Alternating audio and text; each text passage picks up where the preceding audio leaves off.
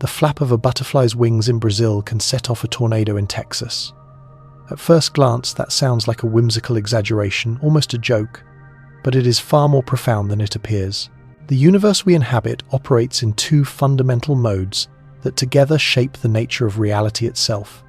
One is probabilistic, the other is deterministic. In the probabilistic mode, the universe unfolds with an element of chance. Tiny events so small they seem inconsequential, like the motion of a butterfly's wings, can cascade into outcomes that are vast and unpredictable. Cause and effect still exist, but they are woven together with uncertainty. Alongside this sits the deterministic mode. Here the universe is governed by rules, by predictability. Cause and effect are tightly bound. Outcomes can be traced back to clear, identifiable factors. In such a world, if we could know every initial condition with absolute precision, the future would, in principle, be predictable with complete certainty. So how do these two modes live together?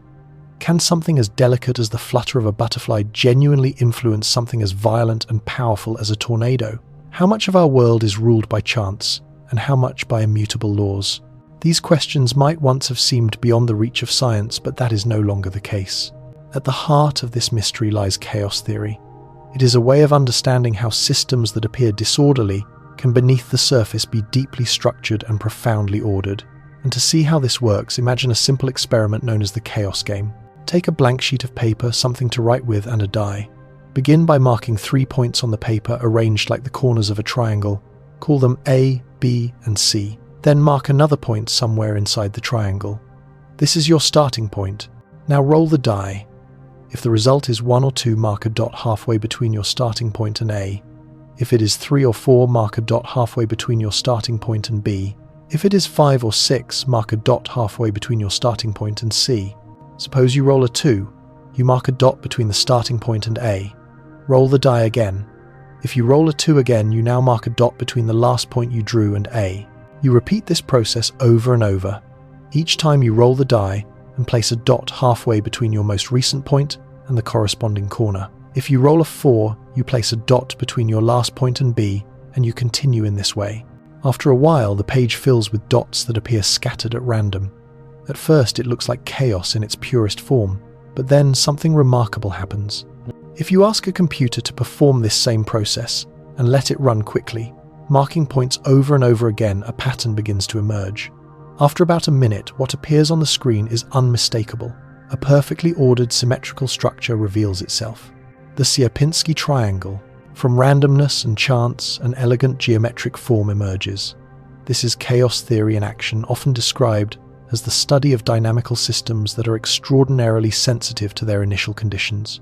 In this case, the initial conditions were simply the 3 points we started with and the rule we used to place each new dot. Change those conditions and the outcome changes. If instead of 3 points you begin with 5, an entirely different pattern appears. What looks like randomness gives rise to fractals, to symmetry, to structure, order hidden within apparent disorder. And the same idea can be explored in other ways. Begin with a random number like the one you see on the screen. At each step, multiply it by 10, then remove the digit in front of the decimal point. Multiply by 10, remove the leading digit, and repeat. Step by step, a simple rule, acting on a single number, can generate behavior that feels unpredictable, yet follows precise mathematical laws. Take a number, remove the digit before the decimal point, and then repeat the process. Do it again and again, and you arrive at the same outcome each time. The process is deterministic because it follows a fixed rule. Now comes the intriguing question. Can you predict the future of that number? The answer is both yes and no. At first, you can forecast what will happen with remarkable accuracy for a few steps. But beyond a certain point, precision becomes everything. Computers, for example, store only a limited number of digits after the decimal point. When you apply this formula around 15 times in the case of a 64 bits, double the results suddenly become unpredictable. This loss of predictability arises because information is discarded at every step, specifically when the digit before the decimal point is removed. Even if you began with far more accurate initial conditions, say 100 or 1000 digits after the decimal point, the outcome would still become unpredictable after a finite number of steps. The reason is an extreme sensitivity to the initial condition. Here we see a simple demonstration of a deterministic system that evolves into chaos and unpredictability over time. Chaos theory concerns equations or systems that are deterministic, meaning there are precise instructions for calculating the future from the present with no randomness involved. And yet these systems depend so critically on their starting conditions that predicting their long-term behavior becomes impossible. So how does this touch our own lives? Chaos theory offers a scientifically rigorous yet deeply poetic way of understanding how almost everything is connected to everything else. Anything with structure and coherence, a single-celled organism, a war, a novel, a flock of birds, can be described as a system. Anything that changes, grows, deepens, or expands is dynamic. Anything shaped by delicate chains of cause and effect, a minor accident leading to a conversation, leading to a date, leading to a marriage, leading to a family, is deterministic. And perhaps most importantly, any system open to rapid and unpredictable change, one that does not move along a straight, unbroken path, is non-linear. The most fascinating, challenging, and exhilarating aspects of life tend to emerge from dynamic, deterministic, non-linear systems. Chaos theory unsettles the comforting certainty of traditional science by acknowledging a truth that science has often been reluctant to admit since the Enlightenment. We cannot know everything. Chaos theory does not reject scientific determinism, but it reminds us that even with vast amounts of data and information, we can never be completely certain about how a system will behave. This uncertainty becomes especially pronounced when systems interact with others and respond to very small influences. Even systems that appear simple, such as a swinging pendulum or a child's house of cards, can rapidly collapse into disorder. What is truly astonishing, however, is that within highly disordered and chaotic systems, unexpected patterns of simplicity emerge. Chaotic systems often follow specific stable pathways as they evolve through their phase space. These pathways are shaped by attractors, and among them is a particularly remarkable one, known as the strange attractor found in nonlinear systems. It combines long-term stability with short-term unpredictability. When mapped in phase space, the strange attractor reveals that chaos is not mere randomness. It exposes hidden order within complexity. Examine these attractors closely, and their simple lines unfold into layers upon layers of intricate structure. Patterns repeat endlessly, a property known as self-similarity across scale. We see this throughout nature in snowflakes, fern leaves, and mountain ranges, all described by fractal geometry. Fractal objects possess extraordinary characteristics, offering a modern expression of what earlier science once called the relationship between microcosms and macrocosms. The idea of a fractal describes the fractional relationships that can exist between dimensions in natural systems. If you look at an alpine mountain range, the jaggedness of a single mountaintop mirrors the jaggedness of the entire range, stretching across the horizon. This notion of a consistent fractal dimension shows us that irregularity is not a flaw but a fundamental property that persists across scales in nature. It provides a way to embrace the uneven, the rough, and the endlessly repeating patterns that classical geometry once dismissed as unruly. Through this framework, coastlines can be measured, the delicate branching of trees can be described, and even the turbulent motion of fluids can be explored. A fractal is an infinite patterned self, similar at every scale, generated by repeating a simple process again and again through a continuous feedback loop driven by recursion. Fractals are visual expressions of dynamic systems, images of chaos itself, revealing the distinctive, irregular traces left behind by an unpredictable world in motion. They capture chaotic behavior, yet when you look closely, you always find echoes of self-similarity woven into their structure. Order in this sense emerges unexpectedly from chaos. That is the key distinction between what is chaotic and what is merely random. Chaotic systems never repeat themselves exactly, yet they remain recognizable as the same system, while random systems can fall into repeating cycles because they are free to return to a previous state. 5 fish swimming in a tank form a chaotic system because those 5 fish will never again occupy precisely the same positions with the same directions and momentum. Rolling 5 dice is random because it is entirely possible to see the same combination appear multiple times. Every chaotic system exists within the boundaries of its own phase space, and because it never repeats exactly a graph of its motion, must contain an infinite number of points to no 2 of them occupying the same place. At first, those points appear scattered at random, and for a time they behave that way. Sensitivity to the butterfly effect means that a dynamic system is open to dramatic change, often sudden and transformative. A classic illustration is a pile of sand. A single grain seems insignificant at any given moment, yet eventually one grain will trigger a cascading landslide. These moments are known as phase transitions, and studies of chaos reveal surprising stabilities in the way one state of matter branches exponentially into another. Systems that are most responsive to such transitions tend to exist on the edge of chaos. At its deepest level, the universe is governed by quantum mechanics, infused with inherent uncertainty. Consider a particle such as an electron. It seems natural to ask where this electron is, how fast it is moving, and in which direction. You might even ask that if you look away and return 1 second later, where the electron will be. These questions feel reasonable and we expect clear answers. Yet the quantum world behaves in a way that is deeply counterintuitive and even unsettling to those who study it. The more precisely you try to determine the exact position of an electron, the less you can know about its speed and direction, its momentum. And if you focus on measuring its momentum, your certainty about its position fades. To predict where the electron will be in the future, you would need both pieces of information, but the uncertainty principle prevents you from knowing them simultaneously with perfect precision. All you can ever predict is a range of possible outcomes, and to know exactly where the electron is at a later moment, you must measure it again at that time. It is like trying to pin down both where a tiny particle is and how fast it is moving, knowing that clarity about one inevitably blurs the other. Quantum physics introduces a fundamental uncertainty into nature itself. Yet when we turn to the larger objects of everyday experience, the world becomes far more predictable. In that realm, classical Newtonian physics works remarkably well, offering a universe that is unlike the quantum domain, entirely deterministic. According to Newton's laws of motion, and in particular the fundamental relationship that force equals mass times acceleration, if you know the initial conditions of an object, its position and its momentum, then in principle you should be able to predict exactly where it will be and how it will move.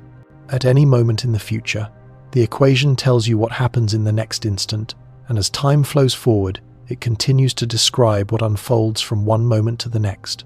As long as we are dealing with objects for which quantum effects can be neglected, the framework of Newtonian physics appears to work beautifully, offering a clear and consistent picture of how a system evolves over time. Yet, even with equations that are entirely deterministic, there are limits to how precisely we can predict the behavior of a system governed by Newton's laws. That idea can feel counterintuitive, and many people share that reaction. In fact, some of the greatest physicists deeply immersed in Newtonian mechanics once believed that no such limits existed. In 1814, the mathematician Pierre Laplace articulated this view in his philosophical essay on probabilities. He imagined that if we could know the complete state of the universe at a single instant, then the laws of physics would allow us to calculate the entire future with absolute certainty. What we have since learned is more subtle. The boundaries of predictability, even within classical Newtonian physics, are far more intricate than Laplace could have imagined.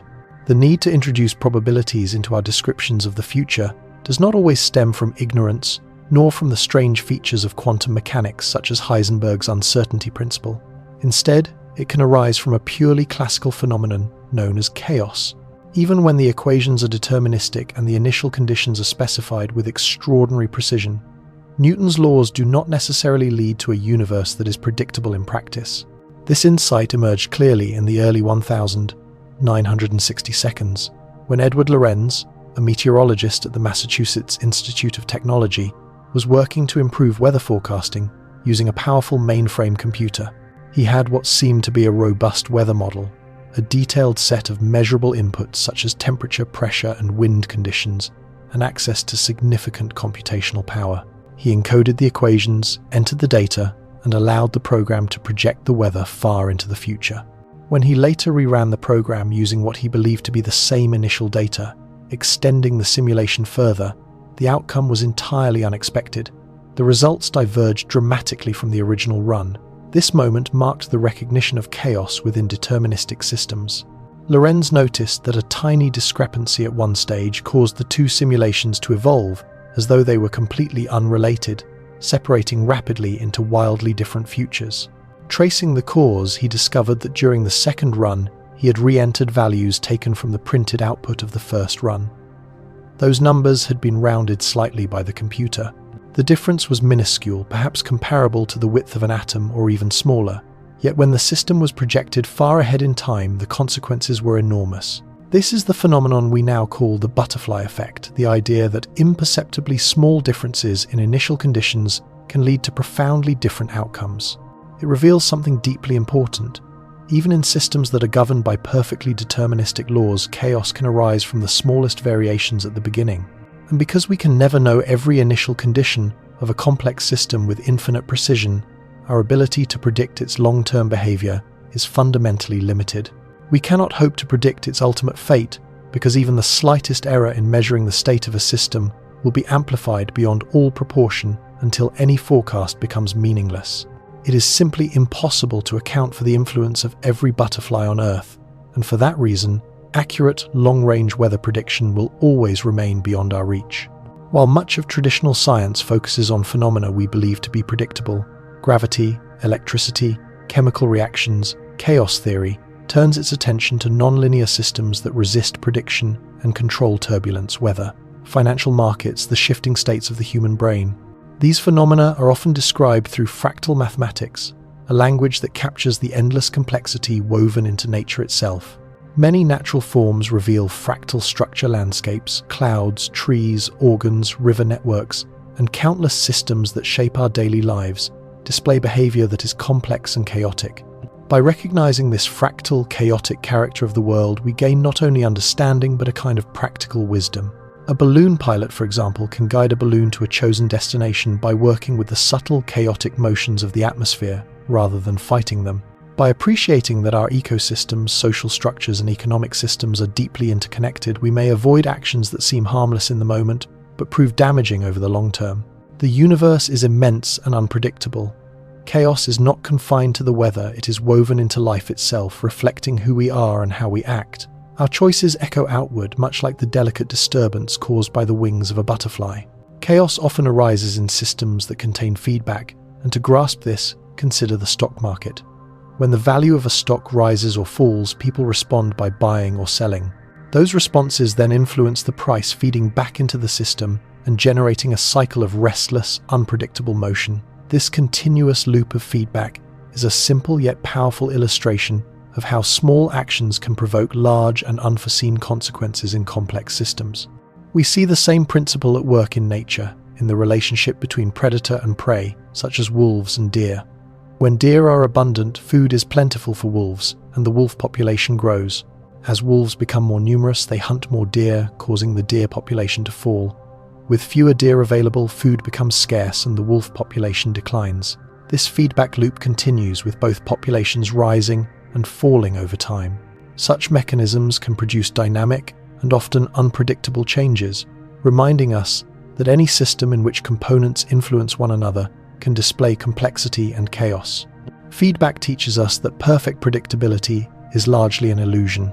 Accepting uncertainty can be freeing. Rather than attempting to control every outcome, we learn to adapt to move with the patterns that emerge from the constant interplay of causes and effects around us. Simple things, chance meetings, spoken words, quiet ideas can shape our lives as profoundly as the beating of wings. Embracing unpredictability fuels creativity and turns us into improvisers, shaping not only our own paths, but the world we inhabit. Chaos theory may well ignite a new way of thinking, not only for scientists, but for anyone curious about existence. The ripple effect invites us to reconsider chance order and our place within the larger picture. At its heart, chaos teaches us this. Even when our equations are perfectly deterministic, we can never know initial conditions with absolute precision.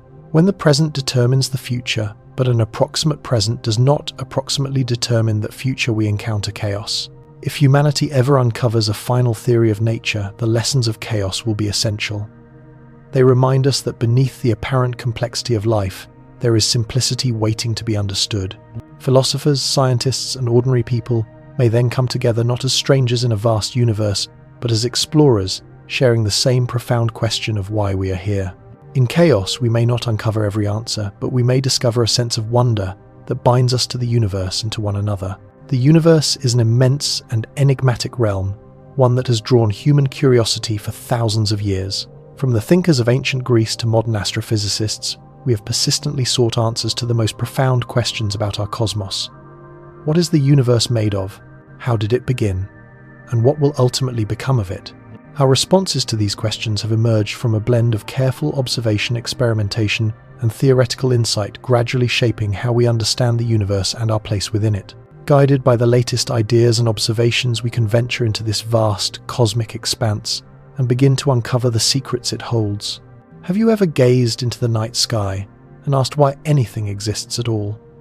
In the known universe, there are approximately 200 billion trillion stars, or put another way, 206 dillions. The scale of that number is almost beyond comprehension. Yet only a few centuries ago, we had no idea such a multitude even existed. Humanity has debated stories of the cosmos for centuries, with ideas that can be traced back as far as the 2nd century. To understand how our picture of the universe evolved, it is worth taking a brief journey through its history. In ancient Greece, philosophers such as Anaximander and Aristarchus made some of the earliest attempts to comprehend the universe. Anaximander believed that air was the fundamental substance binding the cosmos together. He thought of it as infinite and divine, proposing eternal motion alongside the apeiron as the originating cause of the world. The apeiron, in his view, was boundless and could neither be created nor destroyed. Aristarchus, by contrast, suggested something far more radical. He argued that the sun lay at the center of the universe, with the earth and the other celestial bodies moving around it. These early ideas, however, failed to gain widespread acceptance. It was not until the work of Ptolemy in the 2nd century that the notion of a geocentric universe placing the Earth at the center became dominant. This model would prevail for more than 1,000 years, until it was challenged in the 16th century by the Polish astronomer Nicolaus Copernicus. Copernicus proposed that the Sun truly occupied the central position, with the Earth and the other planets revolving around it, an idea we now call heliocentrism. His proposal was later refined by the German mathematician and astronomer Johannes Kepler, and supported by the observations of the Italian physicist and astronomer Galileo Galilei. Their work, however, was met with fierce resistance from the Catholic Church, which viewed heliocentrism as a threat to the long-standing geocentric worldview. Despite this opposition, the evidence continued to grow. By the 17th century, heliocentrism had become the dominant model of the universe. This shift was firmly established by the work of the English physicist and mathematician Isaac Newton, who developed the laws of motion and gravity. In 1687, Newton published one of the most celebrated works in the history of science, the Principia. In it, he showed that the force drawing objects toward the ground is the same force governing the motion of planets and stars. He expressed this insight mathematically in what we now call the law of universal gravitation. When combined with geometry and his other laws of motion, these equations allowed us to predict the paths of planets, the trajectories of comets, and even the amount of force required to send a rocket to the moon. We recognize Newton not only for his ideas, but for his ability to cast them into equations that yielded predictions of unprecedented accuracy. Yet Newton's theory was not complete. It did not explain why gravity behaves as it does. Newton himself was acutely aware of this limitation, noting that gravity must be caused by an agent acting according to certain laws, but whether that agent was material or immaterial, he left for others to consider. The heliocentric view of the universe would dominate scientific thought for centuries, until a profound transformation arrived in the early 20th century with the development of the theory of general relativity by Albert Einstein. Einstein offered a deeper and more comprehensive understanding of the universe. Before his work, space and time were regarded as separate, absolute and unchanging entities, with objects simply moving through them. Einstein proposed something far more subtle. Space and time, he argued, are woven together, and their structure can be altered by the presence of matter and energy. Together they form a four-dimensional fabric we call space-time. In its simplest sense, space refers to the physical arena that surrounds us, a three-dimensional expanse through which we move and experience the world. This is often described as Euclidean space, an apparently fixed and unchanging stage for existence. Time, however, is more elusive. It represents the unfolding of events, the sequence of moments remembered and experienced within the framework of space. It can also be regarded as a dimension much like the dimensions of space, yet time differs fundamentally from the physical dimensions around us because it possesses direction. Time moves only forward, and this one-way progression is what we call the arrow of time. Although time and space are distinct ideas, they are deeply connected, woven together as inseparable aspects of the universe. Time keeps a record of events unfolding in space, while space forms the arena in which those events occur. Within the framework of general relativity, massive objects such as stars and planets bends space-time itself, and this curvature gives rise to gravity. This theory transformed our understanding, replacing Isaac Newton's picture of gravity as a force with the idea that objects simply follow the curved geometry of space-time. Einstein revealed that time is not absolute. It can flow at different rates for different observers, depending on their speed and their proximity to massive bodies.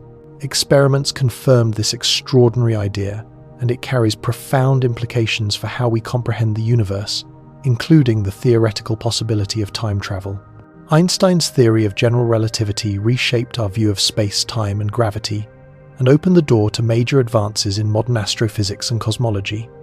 In Einstein's era, most astronomers believed the universe was static.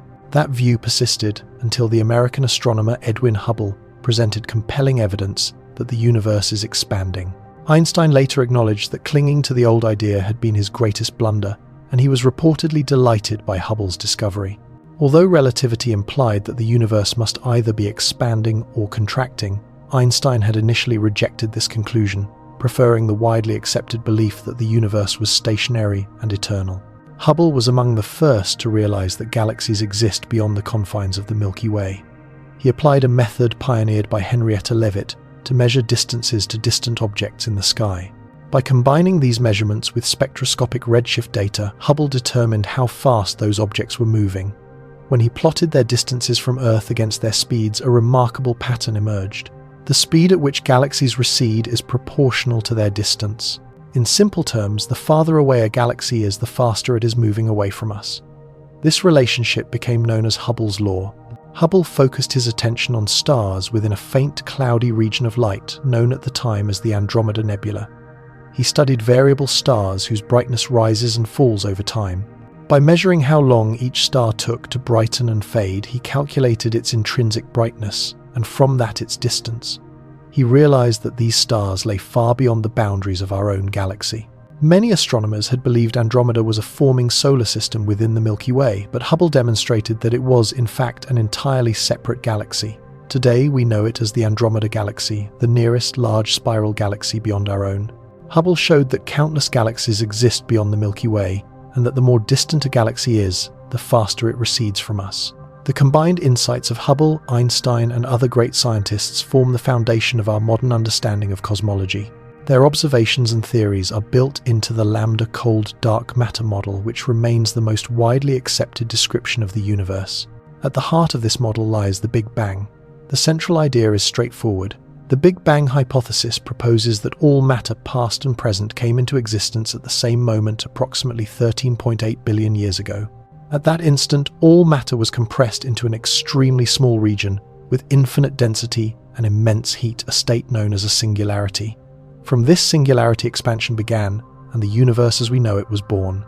The earliest evidence supporting the Big Bang emerged from deep space observations in the early 20th century. In 1912, the American astronomer Vesto Slipher studied spiral galaxies, which were then thought to be nebulae, and measured their Doppler redshifts. In nearly every case, these objects appeared to be moving away from us. In 1922, the Russian cosmologist Alexander Friedmann developed what we now call the Friedmann equations, derived from Einstein's equations of general relativity, contrary to Einstein's own advocacy. At that time, with the introduction of the cosmological constant, Friedmann's work revealed something extraordinary. The universe was not static, it was almost certainly expanding. In 1924, Edwin Hubble measured the immense distance to the nearest spiral nebula and demonstrated that these objects were not part of our own galaxy at all, but entire galaxies in their own right. Around the same period, Hubble began constructing a ladder of distance indicators using the 100-inch Hooker telescope at Mount Wilson Observatory, gradually extending our view ever deeper into space. Then in 1927, Georges Lemaitre, a Belgian physicist and Roman Catholic priest, independently arrived at the same conclusions as Friedmann through his own solutions of the equations of general relativity.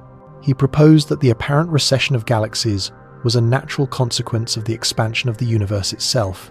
By 1931, he went further still, suggesting that if the universe is expanding today, then earlier in time it must have been smaller.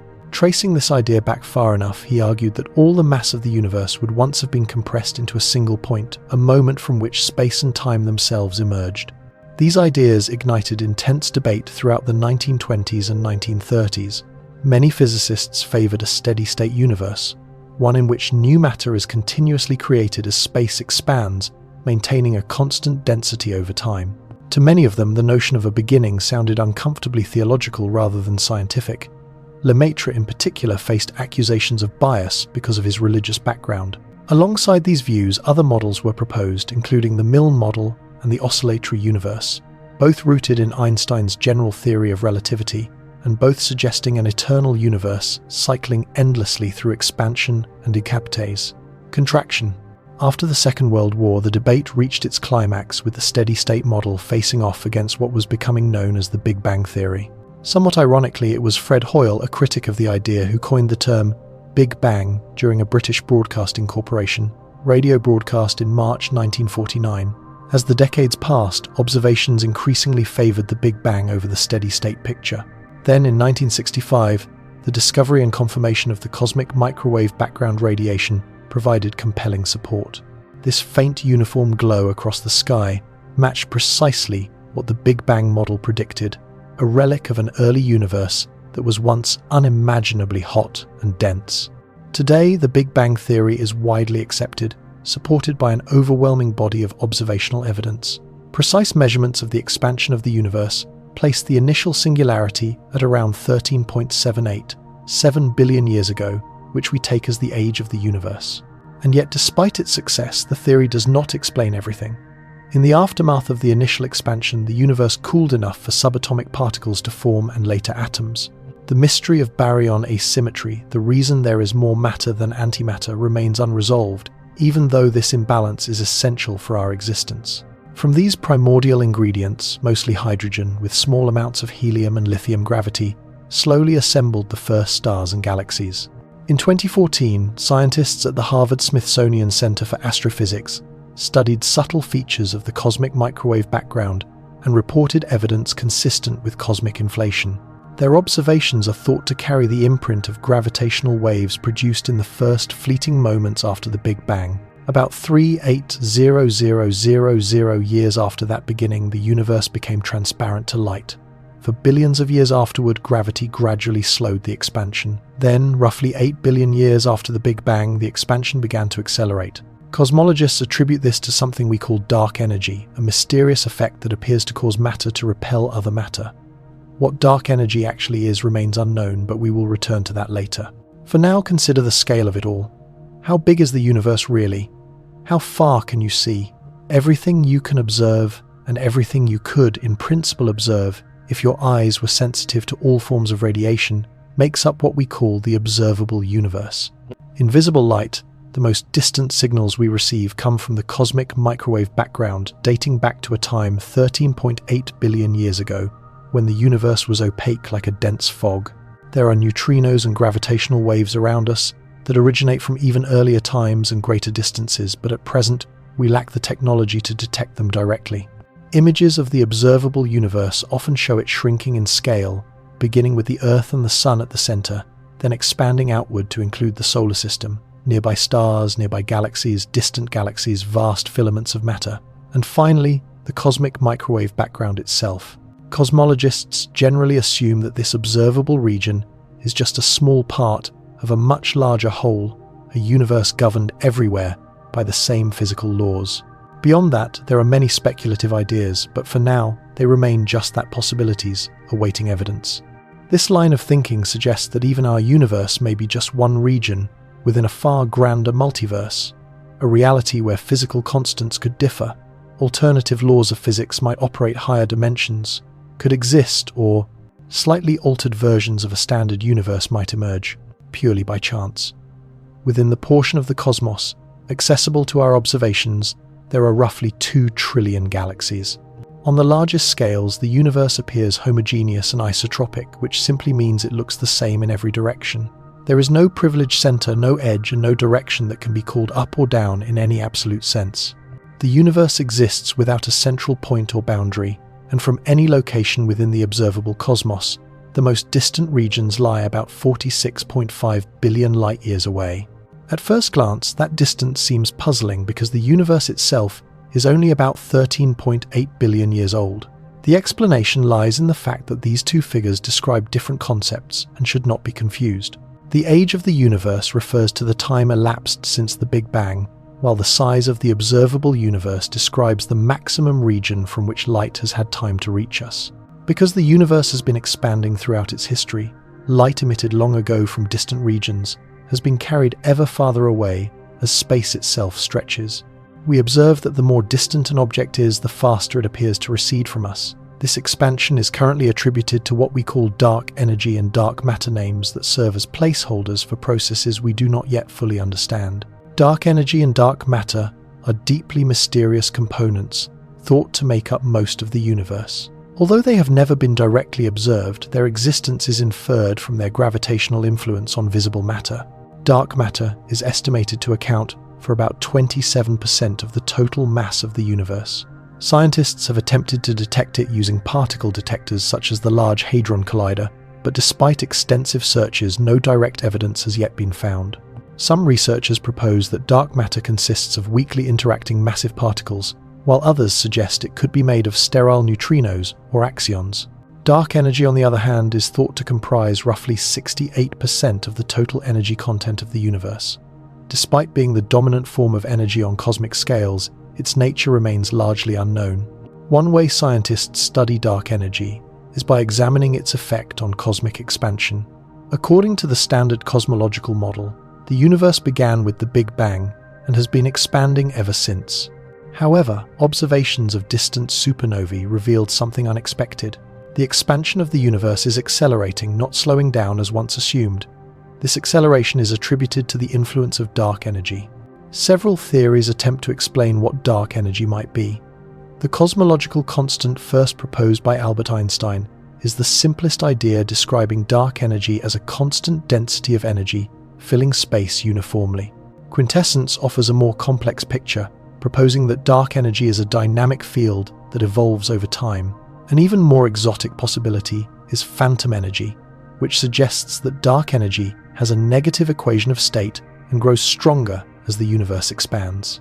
As time passes, dark energy will become increasingly dominant, while all other forms of energy, including dark matter, will fade into relative insignificance. Although a connection between dark matter and dark energy is sometimes suggested, it remains elusive. With our current understanding of nature, we must take a cautious approach.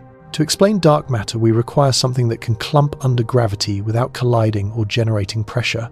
To explain dark energy, we need something that does not clump or collide, yet exerts pressure on the fabric of space itself. Whether these two phenomena are related is something we cannot say with confidence until we find direct evidence.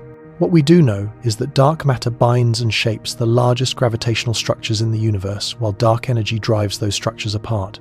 The influence of dark energy is so profound that in around 100 billion years, all that will remain visible to us will be our local group of galaxies. Beyond that, there will be only a vast, silent emptiness, with no other galaxies in sight for trillions upon trillions of light years. The world around us is built from an extraordinary hierarchy of particles, from the atoms that compose the air filling our lungs to the cells that give structure to our bodies. It invites a deeper question. What are these particles made of, and how do they relate to one another?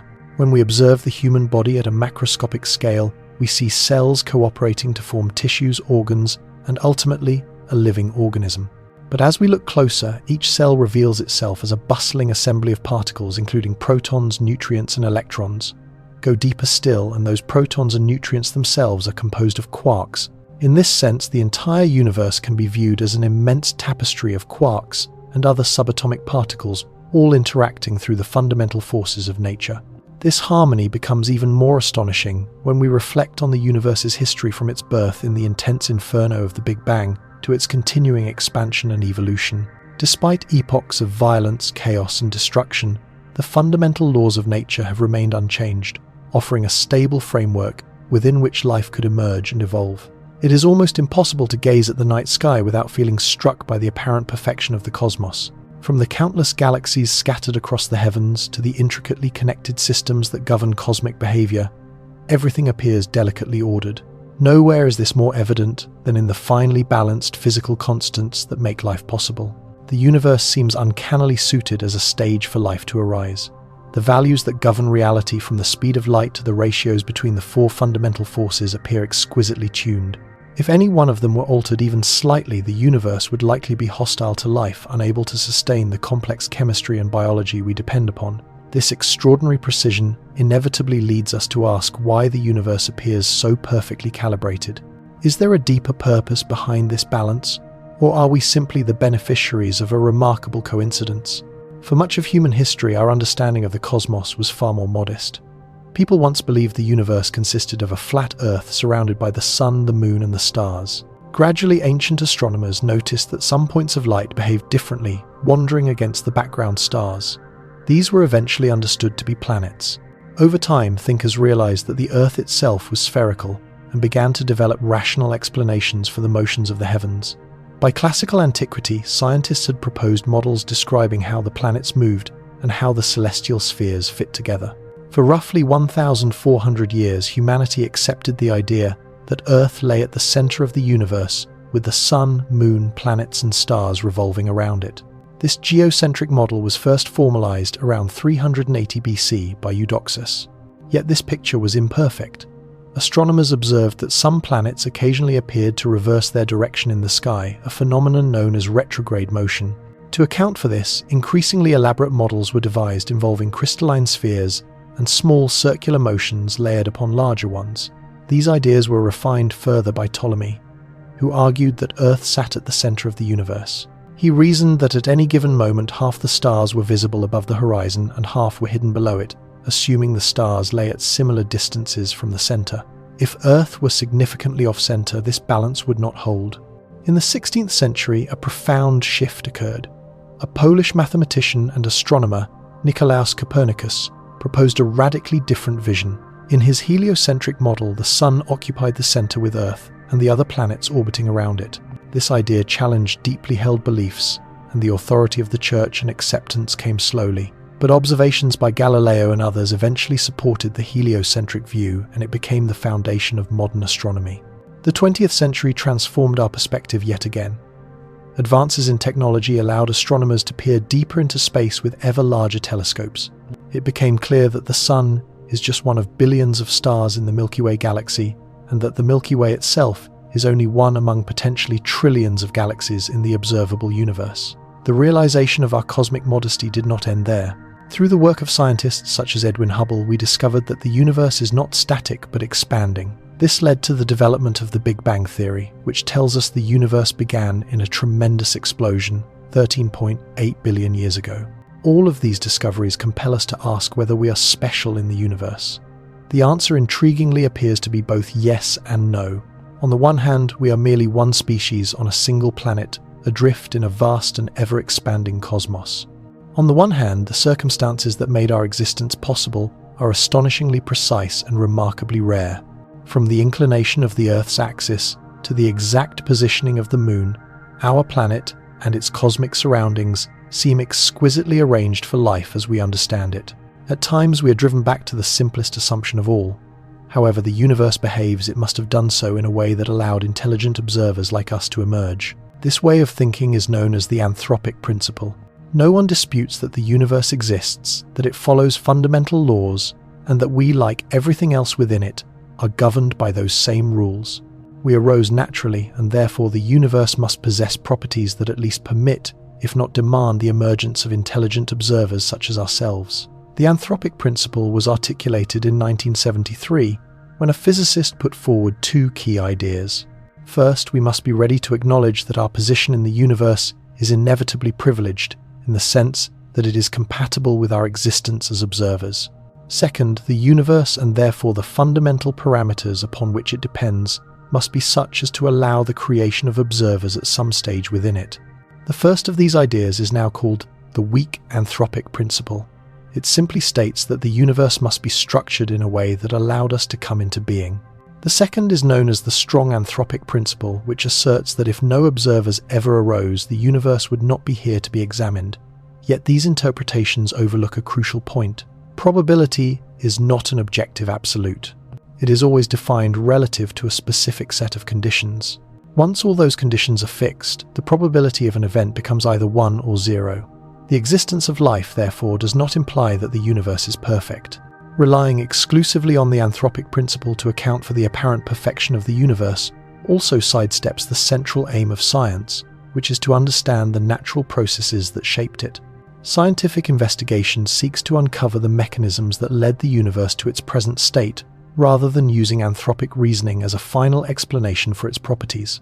The anthropic principle can serve as a useful starting point for exploring the constraints on the universe, but on its own, it does not constitute a complete scientific explanation. So where does that leave us?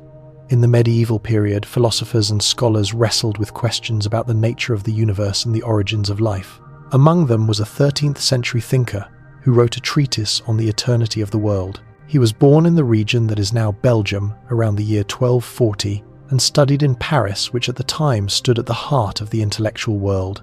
There he became associated with a radical Aristotelian movement that sought to reconcile the ideas of ancient Greek philosophy with Christian doctrine. This movement was shaped by earlier scholars who translated and interpreted Aristotle's works and argued that philosophy could enrich and support religious faith. Deeply influenced by these ideas, he emphasized the power of reason and the capacity of the human intellect. He maintained that philosophy was an essential companion to theology and that the truths of faith could be clarified and made more accessible through logic and careful argument. In his work on the eternity of the world, he challenged the prevailing belief that the universe had a definite beginning and had been created at a particular moment. Instead, he proposed that the universe had always existed, eternal and self-sustaining. In his view, there was no first human, no first example of any species, and no initial beginning to the physical universe itself. These ideas were fiercely controversial and ignited intense debate among scholars and theologians of the time. Many condemned them as heretical, seeing a threat to the foundations of religious belief. Others, however, regarded them as an opportunity to deepen and expand humanity's understanding of the cosmos. Centuries later, the notion of an eternal universe would resurface in the 20th century with the steady-state model, which proposed that the universe has no beginning and no end, remaining fundamentally the same on the largest scales over time. The universe was once imagined as perfect because it was thought to have always existed in a delicate balance, a symmetry maintained by the continuous creation of new matter to replace what was lost as space itself expanded. This idea emerged in 1948 through the work of Fred Hoyle, Hermann Bondi, and Thomas Gold. It was built on what became known as the perfect cosmological principle, the notion that the universe looks the same not only in every direction in space, but also at every moment in time. Whenever you observe it, on average, you would see the same universe. This principle lies at the heart of the steady-state theory. In this picture, the universe is not merely uniform across space, it is uniform across time. It is not just eternal, but timeless. According to the theory, the universe has always maintained precisely the right balance of matter and energy to sustain its expansion. In that sense, it offered an explanation for why the cosmos appears so remarkably ordered. And yet, like all ideas in science, it carried a flaw. Despite being elegant enough to gain the support of figures such as Einstein, cracks in the steady-state model began to appear during the 1,950 seconds and 1,960 seconds. Astronomers discovered evidence of an evolving universe. They observed radio galaxies and quasars that existed only at high redshifts, implying a universe that looked different in the distant past. But the decisive blow came in 1965 with the discovery of the cosmic microwave background radiation. This faint glow fills all of space and appears identical in every direction. Its existence pointed irresistibly toward the Big Bang theory, now regarded as the most compelling explanation for the origin of the universe. According to the Big Bang theory, the universe expanded from an extremely hot, dense, and infinitesimally small state known as a singularity. The cosmic microwave background radiation is understood as a relic, a snapshot from a time when the universe was young and intensely hot. Crucially, this radiation had been predicted before it was ever observed. Within the framework of the steady-state theory, however, explaining its origin is almost impossible. The idea that the universe began from a single point was first laid out scientifically in 1931 by the Belgian cosmologist and Catholic priest Georges Lemaitre. He proposed the concept of a primeval atom from which space and time themselves emerged. Even earlier, in 1927, he had published work derived from Einstein's equations, leading him to the conclusion that the universe is expanding and that the speed at which galaxies move away from us is proportional to their distance. In 1929, Edwin Hubble presented more detailed observations that firmly established this relationship. Later in 1964, George Gamow expanded on the Big Bang model, proposing that the universe cooled from an initial state of infinite density and temperature. In this early phase, protons, neutrons, and electrons existed within a sea of high-energy radiation. His calculations successfully explained the observed proportions of hydrogen and helium, though not the heavier elements. All of this leads us to a profound question. Have the laws of nature remained unchanged since the Big Bang some 13.8 billion years ago? As far back as the 4th century, Aristotle argued that one of the central aims of physics was to understand change. If the laws of physics themselves were to vary over time, we would naturally seek the reason behind that variation and elevate it to the status of a deeper law. If that in turn also changed, we would again ask why. This process cannot continue indefinitely. Eventually, it must come to rest in a theory that is independent of time. If any of the fundamental forces of nature were to change, the consequences would be catastrophic. In our present universe, we recognize gravitation, electromagnetism, and the strong and weak nuclear forces. Even a slight variation in any one of them would send the cosmos into chaos. If gravity were not constant, reliable predictions of motion on Earth, the stability of planetary orbits, to the flight of aircraft and spacecraft, and cosmic phenomena such as gravitational lensing and the expansion of the universe would become impossible. The same is true of electromagnetism. If it were to change electrons orbiting, atomic nuclei would experience shifts in their energy levels and orbital structures. The bonds between atoms would become uncertain. Every molecule in the universe would alter its properties at a fundamental level. Complex structures such as human beings would instantly be forced into an unsustainable state. Life on Earth would end immediately. A change in the strong or weak nuclear forces would be even more devastating. Atomic nuclei would become unstable, undergoing spontaneous decay and releasing vast amounts of energy as they sought new configurations. Atoms would lose their electrons and turn into ionized matter, creating regions of plasma. The scale of destruction resulting from such a disruption to the fundamental nuclear forces is so extreme that it defies full comprehension. That would mean our universe had to be born with tiny irregularities, subtle clumps in the primordial matter.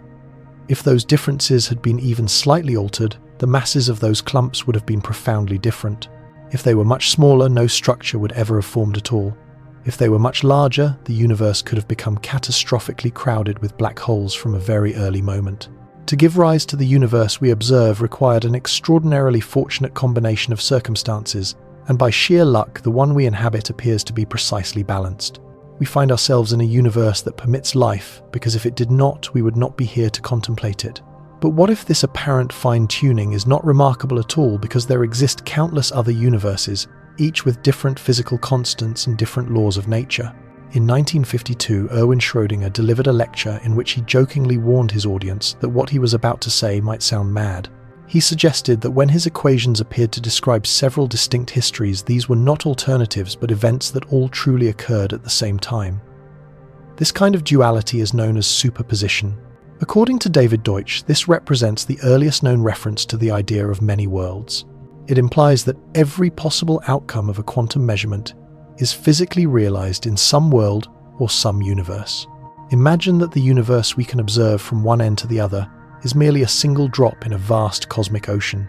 Beyond the limits of our vision, there may be more space, more stars, more galaxies, and vastly more of everything, perhaps extending billions of light years farther than we will ever be able to reach. And even if that unobservable universe is unimaginably large, there may still be innumerable other universes just like it. Some could be larger and older, others smaller and younger, scattered throughout an even greater expanse of space-time. As these universes expand rapidly and inevitably, the space-time that contains them expands even faster, pushing them ever farther apart and ensuring that no two universes will ever collide. This is the scientific idea known as the multiverse. And if the science we currently accept is correct, it is not merely a speculative notion but an unavoidable consequence of our most fundamental laws. The roots of the multiverse lie in the physics required to describe the universe we see and inhabit today. As we gaze into the cosmos, we encounter what appears to be an endless sea of stars, galaxies, and cosmic structures stretching across immense distances of space and time. The more deeply we look, the more we discover, and the more questions emerge.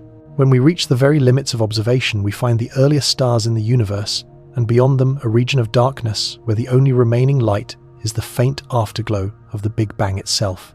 That event, which occurred everywhere about 13.8 billion years ago, was not the beginning of space and time, but the beginning of our observable universe. Before it, there was an era known as cosmic inflation, during which space itself expanded exponentially, driven by energy inherent in the fabric of space-time. In 2007, Nobel laureate Steven Weinberg suggested that if the multiverse exists, then the hope of finding a rational explanation for the precise values of quark masses and other constants in the Standard Model observed in our Big Bang may be futile. Their values would simply be an accident of the particular region of the multiverse in which we find ourselves. This vision of enormous universes far larger than the small fraction we can observe continually coming into existence across an exponentially inflating space lies at the heart of the multiverse concept. There may be other universes that do not favor intelligent life as we know it, while ours happens to be ideally suited to us. It is important to recognize that the multiverse is not a scientific theory in its own right. It makes no direct predictions about observable phenomena accessible from within our own small pocket of existence. Instead, it is a theoretical consequence that emerges from the laws of physics as we currently understand them, and perhaps even an inevitable result of those laws. If you have an inflationary universe governed by quantum physics, this is something you are almost destined to arrive at.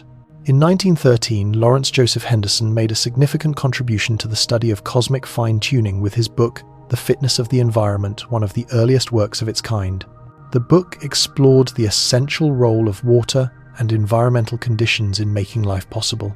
Henderson observed that the very existence of life depends utterly on the precise conditions of Earth, most notably the abundance and unique properties of water. Building on this idea, physicist Robert Dicke proposed in 1961 that the fundamental forces of the universe, including electromagnetism and gravity, must be delicately balanced for life to emerge and flourish. In a similar spirit, in his 1984 book, The Intelligent Universe, Fred Hoyle argued that many non-biological phenomena appear to be indispensable for the existence of carbon-based life forms such as ourselves. As he put it, the list of anthropic properties, seemingly accidental features of a non-biological kind, without which carbon-based and therefore human life could not exist, is both vast and striking. These convictions about the apparent fine-tuning of the universe led many to expect that the Large Hadron Collider would reveal evidence of new physics beyond the Standard Model ideas, such as supersymmetry. Yet despite high expectations by 2012, the collider had produced no proof of supersymmetry at the energy levels it was able to explore. Even so, amid these competing ideas, there is no escaping a simple and profound fact. Our universe is extraordinarily consistent and exquisitely ordered. The speed of light remains the same in every direction and in every corner of the cosmos. The laws of thermodynamics apply equally from the smallest subatomic particles to the largest cosmic structures. The ratio between the strong nuclear force and the electromagnetic force is precisely what it must be to allow stars and galaxies to form. Adjust the relative strengths of gravity and electromagnetism by even a small amount, and stars and galaxies would never come into being. Change the masses of the proton and the neutron so that the proton becomes heavier and stable atoms would not exist at all. Alter these values, and life of any kind would almost certainly be impossible. It is not a great leap to say that it can seem as though the dials of the universe have been carefully adjusted as if reality itself were somehow fine-tuned for our existence. And this naturally leads us to ask what such a picture means for us. It hints that there may be something profoundly special about the universe and the way it works. It gestures toward a sense of meaning or purpose that stretches far beyond our individual lives and personal experiences. It reminds us that we are embedded within something vastly greater and more intricate than we can ever hope to fully grasp. So when you next look up at the night sky, pause for a moment and allow yourself to marvel at the elegance and consistency of the cosmos. Let it serve as a quiet reminder of the extraordinary mystery and beauty of the universe we inhabit and of our own place within its grand design.